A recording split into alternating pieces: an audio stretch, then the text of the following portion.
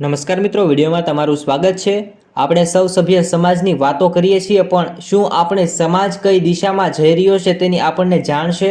ત્યારે હાલમાં રાજકોટમાં બાપ દીકરીના પવિત્ર સંબંધને લાંછત લગાડતો કિસ્સો પ્રકાશમાં સામે આવ્યો છે। છેલ્લા 7 વર્ષથી સગી દીકરીને દેહ અન્ય કોઈ નહીં પરંતુ પોતાના જ બાપ પીકતો હતો। દીકરીની તબિયત લથડતા સિવિલ હોસ્પિટલની અંદર તેને સારવાર માટે ખસેડવામાં આવી હતી। ત્યારબાદ ડોક્ટરે 18 વર્ષની દીકરીને પ્રેગ્નેન્ટ હોવાના રિપોર્ટ સામે આવ્યા હતા અને પ્રાપ્ત માહિતી મુજબ શનિવારે માતા અને પુત્રી સિવિલ હોસ્પિટલ પહોંચ્યા હતા। દીકરીની હાલત જોઈ અને ડોક્ટરો પણ હચમચી ગયા હતા।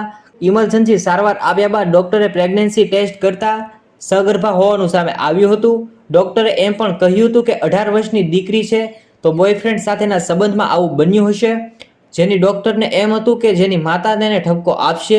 જોકે ડોક્ટરે દીકરી અને તેની માતાને પ્રેગ્નન્સી હોવાની જાણ થતાં જ બંને રડી પડ્યા હતા।